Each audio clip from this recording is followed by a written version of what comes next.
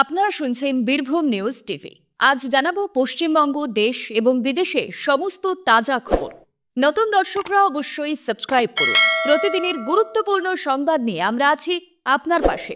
এবার শুরু করা যাক আজকের সংবাদ শিরোনাম। ক্লাবে মমতার ছবি টাঙাতে হবে, না হলে অনুদান বন্ধ। পুজো কমিটিগুলিকে সাবধান করলেন তৃণমূল বিধায়ক। ঝুলে রইল কারামন্ত্রীর ভবিষ্যৎ, মঙ্গলে কি গ্রেপ্তার হবেন চন্দ্রনাথ? জল্পনা তুঙ্গে। নিজের ঘরে থেকে 4 ছাত্রীকে যৌন হেনস্থা, শ্রীঘরে প্রধান শিক্ষক, চাঞ্চল্য আলিপুরদুয়ারে।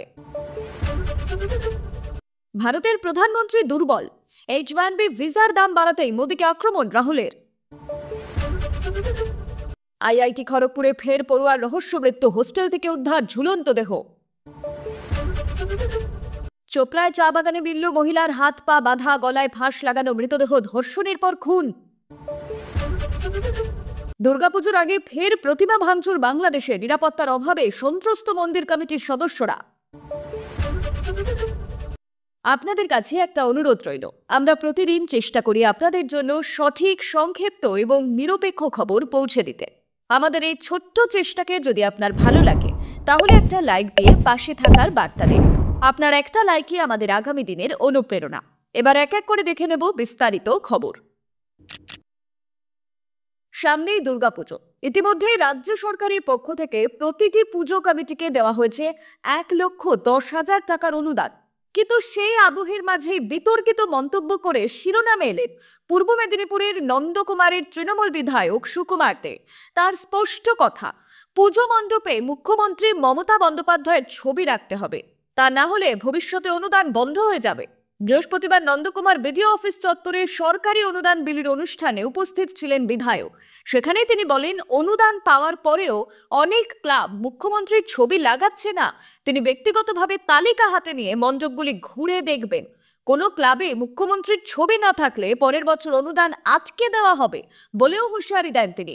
তার যুক্তি, যিনি ওই অনুদান দিচ্ছে তাকে সম্মান জানানোই উচিত। তৃণমূল বিধায়কের এই বক্তব্য ঘিরে প্রতিক্রিয়া জানিয়েছেন বিরোধী দলনেতা শুভেন্দু অধিকারী। সোশ্যাল মিডিয়ায় ভিডিও শেয়ার করে তিনি লেখেন, এটা জনগণের করের টাকা, কারো পৈতৃক সম্পত্তি নয়। শুভেন্দুর দাবি, সরকার ধার করে এই অনুদান দিচ্ছে। তার কথায় লোকসভা ভোটে নন্দকুমারে বিজেপি এগিয়েছিল, পরের ভোটে উনি 25,000 ভোটে হারবে। সমালোচনার জবাবে বিধায়ক সুকুমার দে বলেন, মুখ্যমন্ত্রীর অনুদান বারংবার আদালতে চ্যালেঞ্জ করা হলেও তা চালু রয়েছে, অথচ কিছু ক্লাব মুখ্যমন্ত্রী বা রাজ্যের প্রকল্পগুলির কথা তুলে ধরছে না। তার যুক্তি, কেন্দ্রের প্রকল্পে প্রধানমন্ত্রীর ছবি থাকে, অন্য রাজ্যে মুখ্যমন্ত্রীর ছবি থাকে, তাহলে আমাদের রাজ্যে কেন থাকবে না? রাজ্যের কারামন্ত্রী চন্দ্রনাথ সিনহার মামলার রায়দান স্থগিত রাখল কলকাতা হাইকোর্ট। বিপুল সম্পত্তি, তদন্তে অসহযোগিতা এবং প্রভাবশালী এই 3 ইস্যুতে কারামন্ত্রীর অন্তর্বর্তীকালীন জামিন খারিজ করার আবেদন জানিয়েছিল ইডি। শনিবার কলকাতার বিচার ভবনে তার শুনানি হয়। বিচারক জানিয়েছেন, আগামী মঙ্গলবার এ বিষয়ে রায় ঘোষণা করবে আদালত। এদিন আদালতে ইডির আইনজীবীর তরফে দাবি করা হয়েছে, 159 জন প্রার্থীর কাছ থেকে প্রায় 8 লক্ষ টাকা নিয়েছিলেন কারামন্ত্রী চন্দ্রনাথ সিনহা। এত টাকা নিয়ে তিনি কি করেছেন তার জবাব দিতে পারেননি কারামন্ত্রী। একথা শুনে ইডির আইনজীবীর উদ্দেশ্যে বিচারক বলেন, চার্জশিট দাখিল করার অনেক আগেই তো অনেক তথ্য পেয়েছিলেন, তাহলে বয়ান নথিবদ্ধ করার 11 মাস পরে কেন চার্জশিট দিলেন? এতদিন অপেক্ষা করলেন কেন? একথা শুনে ইডির আইনজীবী জানান, তল্লাশি এবং বয়ান নথিবদ্ধ করার মাঝে 5ম চার্জশিট জমা পড়েছে। সুপ্রিম কোর্ট পার্থ চট্টোপাধ্যায়ের বিরুদ্ধে চার্জ গঠন করে বিচার শুরু করার নির্দেশ দিয়েছিল বলেই আধিকারিকেরা সেই দিকে ব্যস্ত হয়ে পড়ে। একথা শুনে পাল্টা চন্দ্রনাথের আইনজীবীর তীব্র বিরোধিতা করে বলে, পরবর্তী তদন্তের জন্য যে কোনো শর্ত দেওয়া হোক। প্রসঙ্গত উল্লেখ্য, চলতি বছর 6 সেপ্টেম্বর প্রাথমিক নিয়োগ দুর্নীতি মামলায় আদালতে আত্মসমর্পণ করেন কারামন্ত্রী চন্দ্রনাথ সিনহা। তাকে নিজেদের হেফাজতে নেওয়ার আবেদন জানিয়েছিলেন ইডি, কিন্তু কিছু শর্ত আরোপ করে চন্দ্রনাথের জামিন মঞ্জুর করে আদালত। এখন দেখার, মন্ত্রী অন্তর্বর্তী জামিন মঞ্জুর থাকবে নাকি তা খারিজ হয়ে যাবে।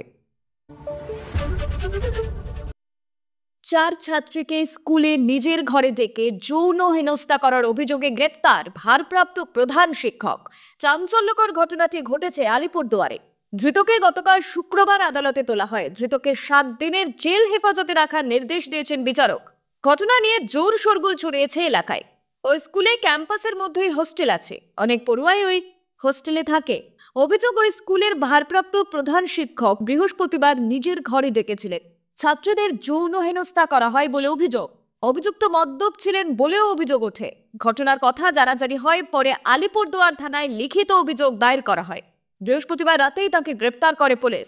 শুক্রবার ধৃতকে আলিপুরদুয়ার জেলার অতিরিক্ত দায়রা আদালতে তোলা হলে বিচারক ওই শিক্ষককে 7 দিনের জেল হেফাজতে পাঠিয়েছে। আদালতের সরকারি আইনজীবী পীযূষকান্তি দত্ত বলেন, হোস্টেলের সুপারের অভিযোগের ভিত্তিতে শিক্ষককে গ্রেপ্তার করা হয়েছে। ধৃতের আইনজীবী এদিন আদালতে জামিনের আবেদন জানিয়েছিলেন। আমরা জামিনের বিরোধিতা করেছি। বিচারক ধৃতকে 7 দিনের জেল হেফাজতে পাঠানোর নির্দেশ দিয়েছেন। আলিপুরদুয়ারে পুলিশ সুপার ওয়াই রঘুবংশী বলেন, লিখিত অভিযোগের ভিত্তিতে আমরা ওই শিক্ষককে গ্রেপ্তার করেছি। ওই শিক্ষকের বিরুদ্ধে ব্যাড টাচের অভিযোগ রয়েছে।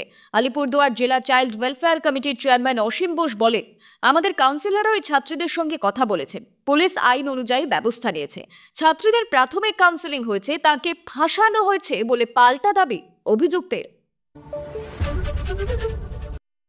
শুক্রবার এক ধাক্কায় H1V ভিসার দাম $1 লক্ষ, অর্থাৎ প্রায় 88 লক্ষ টাকা করে দিয়েছেন মার্কিন প্রেসিডেন্ট ডোনাল্ড ট্রাম্প।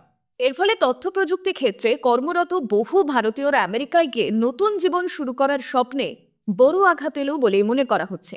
এই পরিস্থিতিতে ভারতের প্রধানমন্ত্রী নরেন্দ্র মোদীকে আক্রমণ করলেন কংগ্রেস সাংসদ রাহুল গান্ধী। বলেন, ভারতের প্রধানমন্ত্রী অত্যন্ত দুর্বল। শনিবার নিজের পুরনো একটি টুইট শেয়ার করেন রাহুল, যেখানে লেখা, ভারতের প্রধানমন্ত্রী অত্যন্ত দুর্বল। একই সঙ্গে ভিসা সংক্রান্ত বেশ কয়েকটি প্রতিবেদনের ছবিও শেয়ার করেন কংগ্রেস সাংসদ। তার অভিযোগ, মোদী বিদেশ ভারতীয়দের স্বার্থ সুরক্ষিত করতে ব্যর্থ। রাহুলের পাশাপাশি প্রধানমন্ত্রীকেও কটাক্ষ করেন কংগ্রেস সভাপতি মল্লিকার্জুন খাড়গে। তিনি তার এক্স হ্যান্ডেলে লেখেন, জন্মদিনে ট্রাম্প প্রশাসন আপনাকে যা উপহার দিয়েছে তাতে ভারতীয়রা ব্যথিত। একই সঙ্গে ভারতের বিদেশ নীতি নিয়েও প্রধানমন্ত্রীকে কটাক্ষ করতে ছাড়েননি খাড়গে। ফের আইআইটি খড়গপুরে পড়ুয়ার রহস্য মৃত্যু। শনিবার দুপুর 2টো নাগাদ BR আম্বেদকর হল থেকে ওই পড়ুয়ার ঝুলন্ত দেহ উদ্ধার হয়। পুলিশ সূত্রে জানা গিয়েছে, মৃত ছাত্রের নাম হর্ষ কুমার পান্ডে, বাড়ি ঝাড়খণ্ডে। খবর পেয়ে ঘটনাস্থলে আসে খড়গপুর টাউন থানার হিজলিভারের পুলিশ। দেহ উদ্ধার করে ময়নাতদন্তে পাঠানো হয়েছে। ঘটনার তদন্ত চলছে। এ নিয়ে চলতি বছরে 6 জন পড়ুয়ার অস্বাভাবিক মৃত্যু হলো আইআইটি খড়গপুরে। এর মধ্যে 5 জনের ঝুলন্ত দেহ উদ্ধার হয়েছে। জানুয়ারি মাসে মৃত্যু হয় সোয়ান মালিক নামে এক পড়ুয়ার। এপ্রিলে মৃত্যু হয় অনিকেত ওয়ালকরের। মোহাম্মদ আসিফ কামার নামে এক পড়ুয়ার মৃত্যু হয় মার্চে। 18 জুলাই মেকানিক্যাল ইঞ্জিনিয়ারিং এর 4র্থ বর্ষের ছাত্র তথা কলকাতার রিজেন্ট পার্কের বাসিন্দা ঋতম মণ্ডলের ঝুলন্ত দেহ উদ্ধার হয়েছিল খড়গপুরে। 21 জুলাই রাতে গলায় ওষুধ আটকে মৃত্যু হয় মধ্যপ্রদেশের বাসিন্দা চন্দ্রদেব পাওয়ারের। তিনি ইলেকট্রিক্যাল ইঞ্জিনিয়ারিং এর 2য় বর্ষের ছাত্র ছিলেন। এদিন মৃত্যু হল হর্ষ কুমার পান্ডের। চা বাগান থেকে উদ্ধার হলো এক মহিলার হাত পা বাঁধা, গলায় ফাঁস লাগানো মৃতদেহ। ঘটনাটি ঘটেছে উত্তর দিনাজপুরের চোপড়ার একটি চা বাগানে। ওই মহিলাকে ধর্ষণের পর খুন করা হয়েছে বলে অভিযোগ স্থানীয়দের। পুলিশ মৃতদেহ উদ্ধার করে ঘটনার তদন্ত শুরু করেছে। মৃতার নাম কল্পনা টোপো। চোপড়া থানার মাঝিয়ালি পঞ্চায়েত এলাকায় ওই চা বাগান রয়েছে। কল্পনা টোপোর বাড়ি এলাকারই কাঁচাকালী গ্রামে। এদিন ভোরবেলা থেকে নিখোঁজ ছিলেন তিনি।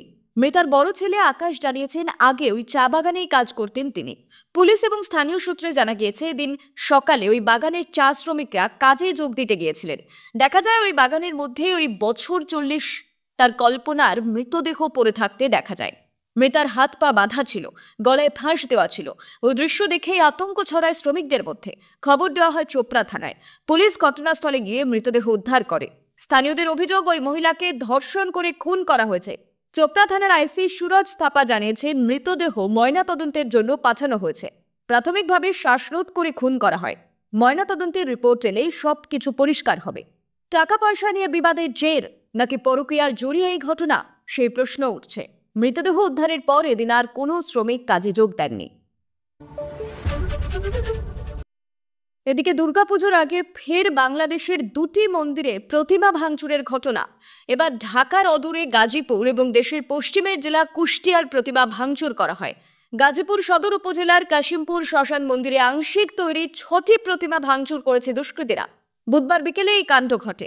তবে কারা প্রতিমাগুলো ভাঙচুর করেছে তা নিশ্চিত করতে পারেনি পুলিশ। জানা গেছে কাশীপুর শ্মশান মন্দিরে প্রতি বছরের মতন এবারেও পুজোর আয়োজন করা হয়। এর জন্য প্রতিমা তৈরি করা হচ্ছিল। প্রতিমাগুলো এখনো পুরোপুরি প্রস্তুত হয়নি, রঙও করা হয়নি। বুধবার দুপুরে বৃষ্টি শুরু হলে কারিগর এবং মন্দির সংলগ্ন লোকজন কাজ বন্ধ রেখে চলে যান। পরে সন্ধ্যায় মন্দিরে এসে তারা দেখতে পান 6টি প্রতিমা ভাঙচুর করা হয়েছে। খবর পেয়ে পুলিশ ঘটনাস্থল পরিদর্শন করে। মন্দির কর্তৃপক্ষ জানিয়েছেন, পুজো শুরু হয়নি বলে এখনো পাহারার ব্যবস্থা করা হয়নি। মন্দিরের আশেপাশে সিসিটিভি ক্যামেরাও নেই। তবে ক্ষতিগ্রস্ত প্রতিমাগুলো আবার মেরামত করে পুজো দেওয়া হবে। কাশিমপুর থানার ভারপ্রাপ্ত ওসি মনিরুজ্জামান বলেন, আমরা ধারণা করছি চুরি করতে এসে দুষ্কৃতীরা ভেতরে ঢুকে প্রতিমা ক্ষতিগ্রস্ত করেছে। অপরদিকে দেশের পশ্চিমের জেলা কুষ্টিয়ার মিরপুর উপজেলার একটি মন্দিরে দুর্গা প্রতিমা ভাঙচুর করা হয়। দুষ্কৃতীরা মন্দিরের সিসিটিভি ক্যামেরাও নিয়ে যায়। মন্দির কমিটি জানিয়েছে, সরস্বতী এবং কার্তিকের মাথা, হাত এবং ময়ূর ভাঙা হয়েছে। ঘটনার পর জেলা প্রশাসন, পুলিশ, র্যাব, সেনাবাহিনীর সদস্য, রাজনৈতিক দলের নেতারা ঘটনাস্থল পরিদর্শন করেছেন এবং পুজোয় নিরাপত্তার আশ্বাস দিয়েছেন। মন্দির কমিটির সভাপতি অমরেশ ঘোষ বলেন, আমরা এমনিতেই আতঙ্কের মধ্যে দিন কাটাচ্ছি, এখন আবার কার না কার বিরুদ্ধে মামলা করব, তারপর নতুন করে আবার আমাদের পরিবারের লোকজন হামলার শিকার হবে না, তার কোনো ঠিক আছে? যা করার প্রশাসনই করুক। এই ছিল আজকে 20 সেপ্টেম্বরের সবচেয়ে গুরুত্বপূর্ণ খবর ভালো লাগলে ভিডিওটি শেয়ার করুন এবং চ্যানেলটি সাবস্ক্রাইব করতে ভুলবেন না। আমি শিল্পা, আবার ফিরে আসবো আগামী পর্বে নতুন আপডেট নিয়ে। ধন্যবাদ। সুস্থ থাকুন, সাবধানে থাকুন।